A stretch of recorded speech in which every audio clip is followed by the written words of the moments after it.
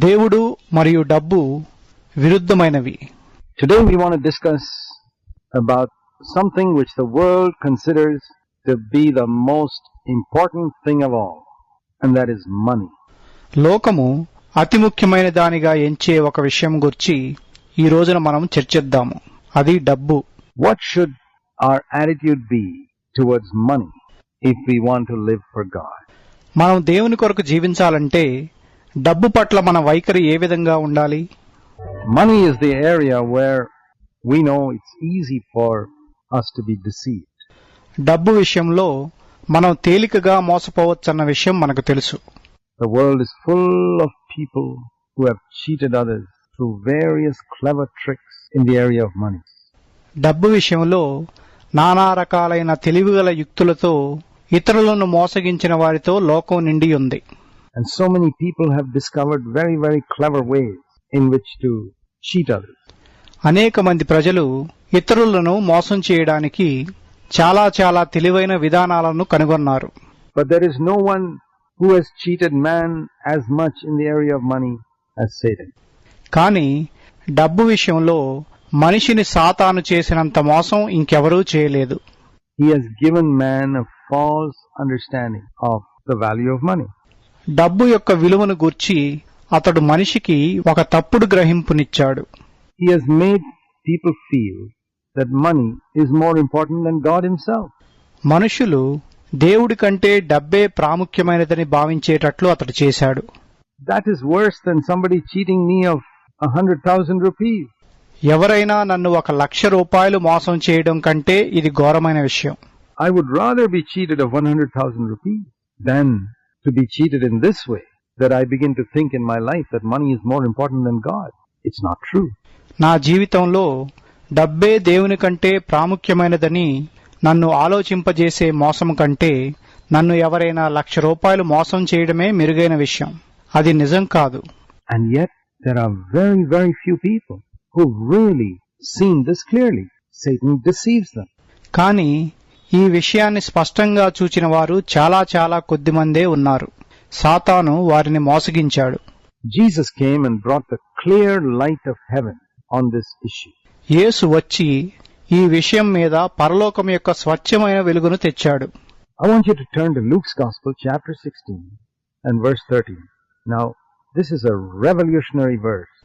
లూకా సువార్త 16వ అధ్యాయము 13వ వచనాన్ని మీరు చూడాలనుకుంటున్నాను. ఇది ప్రతిక్రియాత్మక వచనము. I don't think many Christians have ever read this verse properly. ఈ వచనాన్ని అనేక మంది క్రైస్తవులు సరిగ్గా చదివారని నేను అనుకోవడం లేదు. I myself never read it properly for many years after I was born again. At least 20 years. నేను తిరిగి జన్మించిన తర్వాత అనేక సంవత్సరాలుగా కనీసం 20 ఏళ్లగా నేను కూడా ఈ వచనాన్ని సరిగ్గా చదవలేదు. What does it say here? Luke 16 verse 13. Jesus said that no servant can serve two masters. ఇక్కడ ఏమి చెప్పబడింది? లూకా సువార్త 16వ అధ్యాయము 13వ వచనము. ఏ సేవకుడును 2 యజమానులను సేవింపలేడు అని యేసు చెప్పాడు. He's talking about two masters, and immediately you begin to think that the two masters are God and Satan. ఆయన 2 యజమానులను గురించి మాట్లాడాడు. వెంటనే మీరు ఆ 2 యజమానులు దేవుడు మరియు సాతాను అనుకుంటారు. But it's not God and Satan, because everybody in the world knows you can't serve God and Satan. కానీ వారు దేవుడు సాతాను కాదు. ఎందుకంటే మీరు దేవుణ్ణి సాతానును సేవింపలేరని లోకంలో అందరికీ తెలుసు. If I were to ask you, do you love Satan? You'd all say no. Do you love God? Yes. Can you love God and Satan at the same time? No. You know that clearly. మీరు సాతానును ప్రేమిస్తున్నారా అని నేను మిమ్మల్ని అడిగితే లేదు అని మీరందరూ చెప్తారు. మీరు దేవుణ్ణి ప్రేమిస్తున్నారా? అవును. మీరు దేవుణ్ణి సాతానును ఒకేసారి ప్రేమించగలరా? లేదు. మీకది స్పష్టంగా తెలుసు. Can you serve God and Satan at the same time? No. Are you holding on to God or are you holding on to Satan? మీరు దేవుణ్ణి సాతానును ఒకేసారి సేవించగలరా? లేదు. మీరు దేవుణ్ణి హత్తుకొని ఉన్నారా లేక సాతానును హత్తుకొని ఉన్నారా? You say, sure, I'm holding on to God. నిశ్చయంగా నేను దేవుణ్ణి హత్తుకొని ఉన్నాను అని మీరంటారు. Do you despise Satan then? And you have nothing to do with him? You say yes. So, that's not an issue.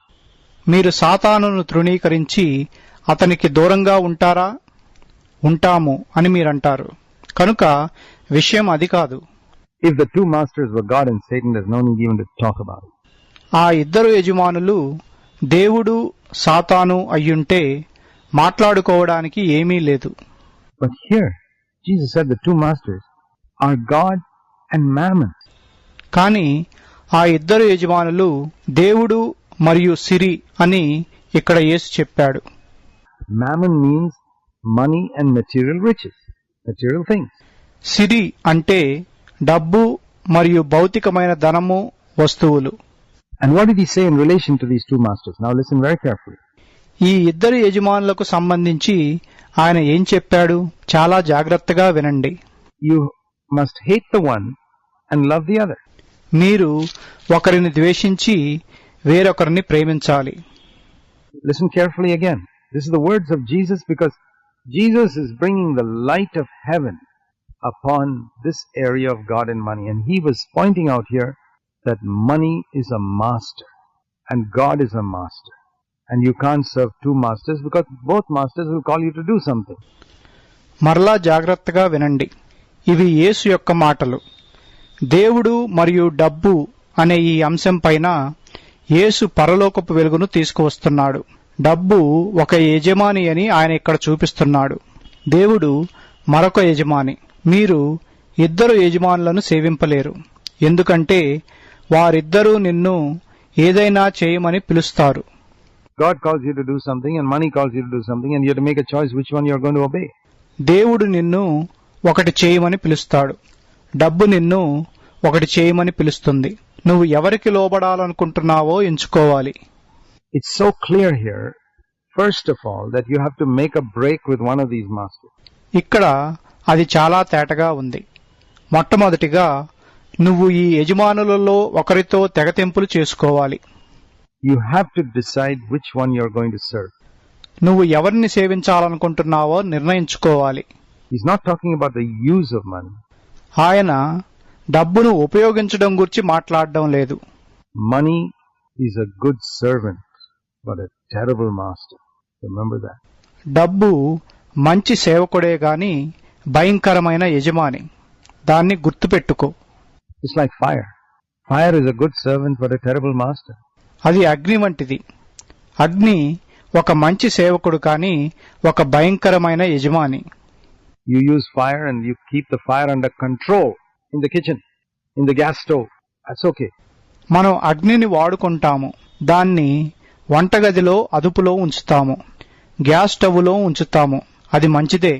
But if you let that fire go out of control, what happens? Your whole house is burnt up.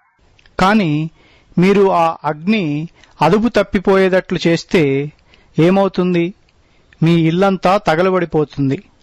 And if you can treat money like that, as a servant, keep it under control like you keep the fire on the gas stove under control, and it's a wonderful servant.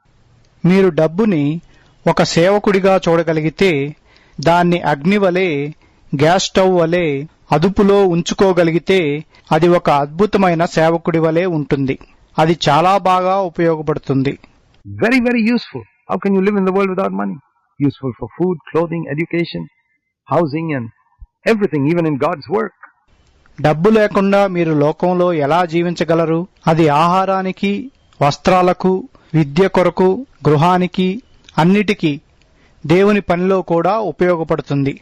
Money is required for God's work. దేవుని పని కొరకు డబ్బు అవసరము. Money can help the poor. But when money takes over a person's life, you know what it's like? డబ్బు పేదవారికి సహాయపడగలదు. కానీ డబ్బు ఒక వ్యక్తి జీవితాన్ని స్వాధీనపరచుకుంటే అది ఎలా ఉంటుందో మీకు తెలుసు. It's like the house catching fire. అది ఒక ఇంటికి నిప్పంటుకున్నట్లుంటుంది. It destroys the whole house. అది ఇంటినంతటినీ నాశనం చేస్తుంది. So we're not against money, just like we're not against fire. But we say, be careful when you handle fire. కనుక మేము అగ్నిని వ్యతిరేకించనట్లే డబ్బును కూడా వ్యతిరేకించము. కానీ మీరు అగ్నిని వాడినప్పుడు జాగ్రత్తగా ఉండాలని చెప్తాము. Fire is very dangerous. అగ్ని చాలా ప్రమాదకరమైనది. Don't be careless when you're handling fire. So many people have died. అగ్నిని వాడినప్పుడు అజాగ్రత్తగా ఉండొద్దు. అగ్నితో అజాగ్రత్తగా ఉండటం చేత అనేక మంది వంటగదిలో కాలిపోయి చనిపోయారు. By being burnt in the kitchen because they were careless with fire. డబ్బు విషయంలో అజాగ్రత్తతో ఉండటం వలన ఇంకా అనేక మంది ప్రజలు చనిపోయారు. And many more people have died because they were careless with money. మీరు అగ్నిని వాడినప్పుడున్నంత జాగ్రత్తగా డబ్బును వాడినప్పుడు ఉంటున్నారా? Are you as careful in handling money as you're in handling fire? Actually, you should be more careful because money is more dangerous than fire. నిజానికి మీరు డబ్బుతో ఎక్కువ జాగ్రత్తగా ఉండాలి. ఎందుకంటే డబ్బు అగ్ని కంటే ఎక్కువ ప్రమాదకరమైనది. So, we need to understand this in its proper perspective and proper balance. కనుక మనం దీన్ని సరైన దృష్టితో చూచి సరైన సమతుల్యతతో అర్థం చేసుకోవాల్సిన అవసరం ఉంది. We're not preaching some type of sannyasi type of life or being a hermit or a monk or a nun or any such thing. That's not what I'm preaching. మేము సన్యాసుల వంటి జీవితాన్ని గూర్చి లేక ఒక సాధువుగా ఒక సన్యాసినిగా ఉండటం గురించి బోధించటం లేదు. నేను బోధించేది అది కాదు. I'm talking about living a normal life, earning your living in whatever profession you do, earning money, and by all means earn as much as you can without destroying your soul and without neglecting your family, putting God's kingdom first. నేను ఒక సాధారణమైన జీవితాన్ని జీవించటం గురించి మాట్లాడుతున్నాను. మీ వృత్తి ఏదైనా మీ జీవనోపాధిని సంపాదించుకోవడం గురించి మాట్లాడుతున్నాను. మీ ప్రాణాన్ని నాశనం చేసుకోకుండా మీ కుటుంబాన్ని నిర్లక్ష్యం చేయకుండా దేవుని రాజ్యాన్ని ముందు పెడుతూ మీరు సంపాదించగలిగినంత సంపాదించుకోండి. But once you earn it, remember that what you've earned is like a fire. కానీ దాన్ని సంపాదించినాక మీరు సంపాదించింది అగ్ని వంటిదని గుర్తుంచుకోండి. Keep it under control. Keep it as your servant. దాన్ని మీ అదుపులో పెట్టుకోండి. దాన్ని మీ సేవకుడిగా ఉంచుకోండి. Let me use another illustration. Supposing you've got a servant in your house, and the servant becomes like a mistress or a master running the house, and you, who are the master of the house or the mistress of the house, have been reduced to the place of a servant, and your servant is bossing you, telling you to sit down and get up and go here and go there. Ultimately, the servant has taken over the house. నేను మరొక దృష్టాంతాన్ని వాడతాను. మీ ఇంటిలో ఒక పనివాడున్నాడనుకోండి. ఆ పనివాడు లేక పని మనిషి ఇంటికి యజమానిగా అయిపోయి యజమాని అయిన మీరు ఒక పనివాడిగా అయిపోయారనుకోండి. మీ పనివాడు మీపై పెత్తనం చేస్తూ మిమ్మల్ని కూర్చోమని నిలబడమని ఇక్కడికి అక్కడికి వెళ్ళమని చెప్తే మీ పనివాడు చివరికి మీ ఇంటిని స్వాధీనం చేసుకున్నాడు. What a tragedy that is. The servant who came to help in the house has become the mistress. అది ఎంత విషాదకరం. ఇంట్లో సహాయం చేయడానికి వచ్చిన పని మనిషి ఇప్పుడు యజమానుడైపోయాడు. This is exactly what has happened with many Christians. అనేక మంది క్రైస్తవుల విషయంలో ఖచ్చితంగా ఇదే జరిగింది. Money has not been kept in the place of a servant. సేవకుడు ఉండే స్థానంలో డబ్బు ఉంచబడలేదు. There are many unrealistic attitudes towards money among Christians. క్రైస్తవుల మధ్య డబ్బు పట్ల ఎన్నో యథార్థము కాని వైఖరులున్నాయి. Some people have preached extreme things which are unrealistic and impossible to live by. కొంతమంది యథార్థము కాని వాటిని జీవించడానికి అసాధ్యమైన వాటిని బోధించారు. God hasn't called everybody to be a sannyasi or a hermit. God hasn't called everybody to be a full-time worker, to give up their jobs. Only 1 in 1,000. The rest 999 of them must be in a secular job, but they must know how to handle money.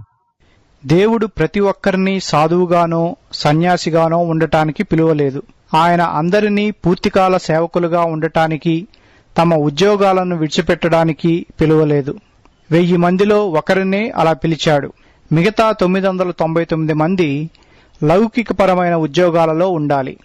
కానీ వారికి డబ్బును ఎలా వాడాలో తెలియాలి. To see the relationship that God should have and money should have, let's take an illustration from what I said earlier. దేవునితో డబ్బుతో మనకుండవలసిన సంబంధాన్ని చూడటానికి నేను ముందు చెప్పిన దాని నుండి ఒక దృష్టాంతాన్ని తీసుకుందాము. Here is your husband in your home, and here is a man who works as a servant, a gardener in your home, or a cook. నీ గృహంలో నీ భర్త ఉన్నాడు. నీ ఇంటిలో పనివాడిగానో తోటమాలిగానో వంటవాడిగానో పనిచేసే ఒక పురుషుడున్నాడు. Now, it's useful to have somebody who is doing the gardening or the cooking. But if you begin to love that cook more than your husband, something has gone wrong. అయితే తోట పని వంట పని చేసేవాడుండటం ఉపయోగకరమే. కానీ నీ భర్తను ఆ వంటవాడిని ప్రేమించడం మొదలుపెడితే ఎక్కడో తప్పు జరిగిపోయింది. See, that's the problem with many believers. చూడండి, అనేక మంది విశ్వాసులతో సమస్య ఇదే. Money is all right when it's kept in its place. They've started loving the servant and forgotten about their husband. దాని స్థానంలో ఉంచితే డబ్బు మంచిదే. కానీ వారు పని మనిషిని ప్రేమించడం మొదలుపెట్టి భర్తను మర్చిపోయారు. It's like the wife going and marrying the servant man or the gardener and forgetting all about her husband. This is an accurate picture of what's happened to many Christians. అది ఆ భార్య వెళ్లి ఆ పని మనిషినో లేక తోటమాలినో పెళ్లి చేసుకుని తన భర్తను పూర్తిగా మర్చిపోయినట్లుంటుంది.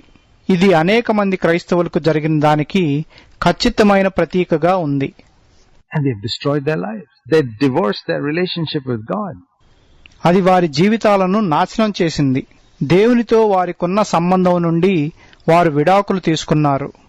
So what am I saying? Get rid of the gardener? Get rid of the servant? No. కనుక నేను చెప్పేదేంటి?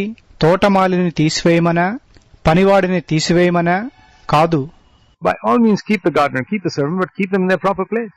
నిశ్చయంగా ఆ తోటమాలిని ఉండని, ఆ పనివాడిని కూడా ఉండని, కానీ వారిని ఉంచవలసిన స్థానంలో ఉంచు. And you be devoted to your husband. Be devoted to God. నువ్వు నీ భర్తకు అంకితమైపోయిండు, దేవునికి అంకితమైపోయిండు. Be so devoted to the Lord Jesus Christ that money has no value for you. It's kept as a servant.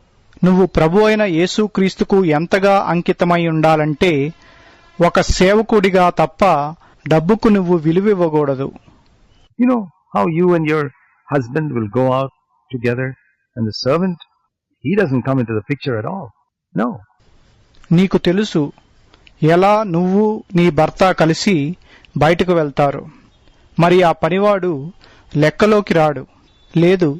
He maybe works in the fields for you. But he doesn't come into the picture when you and your husband go out. You're living with your husband, not with your servant man. అతడు నీ కొరకు పొలంలో పని చేయొచ్చు. కానీ నువ్వు నీ భర్త కలిసి బయటకు వెళ్లేటప్పుడు అతడు లెక్కలోకి రాడు. నువ్వు నీ భర్తతో కాపురం చేస్తున్నావు, నీ పనివాడితో కాదు. And that's what Jesus said here. You must hate the one and love the other. ఆ విషయాన్నే యేసు ఇక్కడ చెప్పాడు. మీరు ఒకరిని ద్వేషించి వేరొకరిని ప్రేమించాలి. Can you say that your relationship with God and money is like that? That you hate one and love the other? దేవునితో డబ్బుతో నీ సంబంధం అలా ఉందని నువ్వు చెప్పగలవా? ఒకరిని ద్వేషించి వేరొకరిని ప్రేమిస్తున్నానని. You love God so much that your interest in money can be compared to hatred. And he said you must hold on to one and despise the other. నువ్వు దేవుణ్ణి ఎంతగా ప్రేమిస్తున్నావంటే డబ్బుపై నీకున్న ఆసక్తి ద్వేషంతో పోల్చవచ్చని చెప్పగలవా? నువ్వు ఒకరిని అనుసరించి వేరొకరిని తృణీకరించాలని ఆయన చెప్పాడు. That means you value your husband so much that you don't care for that servant who works in the field. Your love for Jesus is so great that money has no value for you at all. దానర్థము నువ్వు నీ భర్తకు ఎంత విలువిస్తావంటే పొలంలో పనిచేసే ఆ పనివాడిని నువ్వు లెక్క చేయవు. యేసు కొరకు నీ ప్రేమ ఎంత గొప్పగా ఉన్నదంటే డబ్బుకు నువ్వు ఎటువంటి విలువివ్వవు. Many people have not taken this verse seriously. And many believers, so-called believers, don't realize it, but actually they hate God and they despise Him. Because according to this verse, if you love money and material things, you hate God and you despise Him. అనేక మంది ఈ వచనాన్ని తీవ్రంగా తీసుకోలేదు. విశ్వాసులనబడే అనేక మంది నిజానికి వాళ్ళు దేవుణ్ణి ద్వేషిస్తున్నారని తృణీకరిస్తున్నారని గ్రహించరు. ఎందుకంటే ఈ వచనం ప్రకారం నువ్వు డబ్బును వస్తువులను ప్రేమిస్తే నువ్వు దేవుణ్ణి ద్వేషిస్తున్నావు మరియు తృణీకరిస్తున్నావు. Yeah, it's true. You know, the Pharisees, we read in Matthew 23 verse 3 that Jesus said they were doctrinally pure. అవును, అది నిజమే. పరిసయ్యులు మీకు తెలుసు కదా. మనం మత్తయి సువార్త 23వ అధ్యాయం 3వ వచనంలో వారు సిద్ధాంతపరంగా స్వచ్ఛంగా ఉన్నారని యేసు చెప్పాడని మనం చదువుతాము. Their doctrines were all correct. They were extremely religious.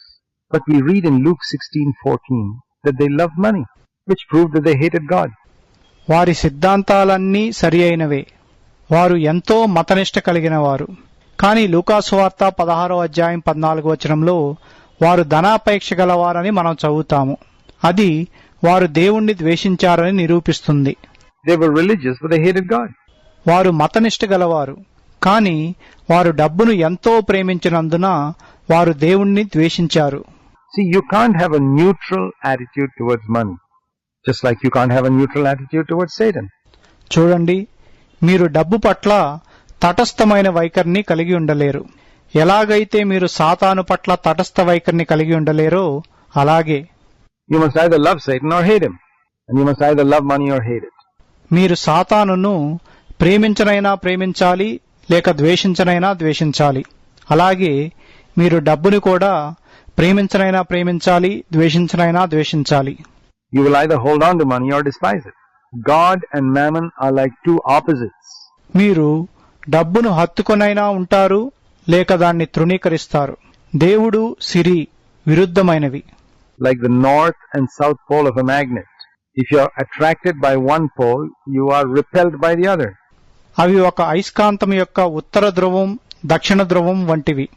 నువ్వు ఒక ధ్రువం చేత ఆకర్షింపబడితే వేరొక ధ్రువం చేత వికర్షింపబడతావు.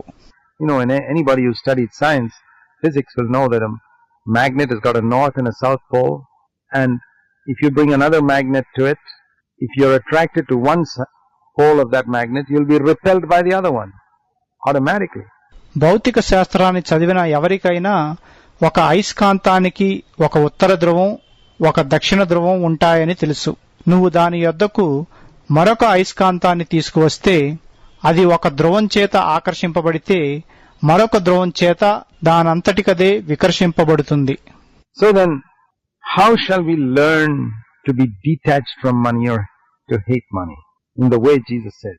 మరప్పుడు మనం డబ్బు యొక్క పట్టు నుండి విడిపింపబడి యేసు చెప్పినట్లు దాన్ని ద్వేషించడం ఎలా నేర్చుకోగలము? Jesus used some strong words. యేసు కొన్ని బలమైన మాటలు వాడాడు. For example, he told us to hate father and mother, wife and children. What did he mean? ఉదాహరణకు తండ్రిని, తల్లిని, భార్యను, పిల్లలను ద్వేషించాలని ఆయన మనతో చెప్పాడు. ఆయన ఉద్దేశమేంటి?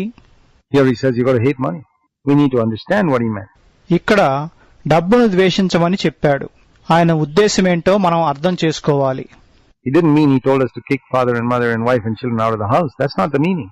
మన తల్లిదండ్రులను, భార్య, పిల్లలను ఇంటి నుండి గెంటివేయమని చెప్పడం ఆయన ఉద్దేశం కాదు. దాని అర్థం అది కాదు. Neither is he saying that you must get rid of all your money and be a hermit or a monk or a pastor or full-time worker or go and give your money to some Christian work or faith home or any such thing. No, that's not the way. అలాగే మన డబ్బునంతటినీ మనం విడిచిపెట్టి ఒక సన్యాసి వలెనో, ఒక సాధువు వలెనో, లేక ఒక పాస్టరు, ఒక పూర్తికాల సేవకుని వలెనో ఉండి మీ డబ్బును క్రైస్తవ పనికి లేక పేదలకు ఇచ్చివేయమని ఆయన చెప్పడం లేదు. అది మార్గం కాదు. Let me use an example. If you look at Jesus' life, you have the perfect example of how to handle money. He worked as a carpenter. He earned his living, but he was not attached to it. ఒక ఉదాహరణ వాడతాను. మీరు యేసు యొక్క జీవితాన్ని చూస్తే డబ్బును ఎలా వాడాలో అన్నదానికి మీకు పరిపూర్ణమైన మాదిరి ఉంది. ఆయన ఒక వడ్రంగిగా పనిచేశాడు. ఆయన తన జీవనోపాధిని సంపాదించుకున్నాడు, కానీ ఆయన దాన్ని హత్తుకొని ఉండలేదు. That is the answer. Look at Jesus. He said, Lord, I want to have the same attitude that you have to material things. That's the answer. అదే సమాధానం. యేసు వైపు చూచి, ప్రభువా, వస్తువుల ఎడల నీకున్న ఈ వైఖరినే నేను కూడా కలిగి ఉండాలనుకుంటున్నాను అని చెప్పండి. అదే సమాధానం. We've got more to say about this, in which we shall continue in our next program. దీన్ని గురించి చెప్పవలసింది ఇంకా ఉంది. మన తదుపరి కార్యక్రమంలో దాన్ని కొనసాగిద్దాము.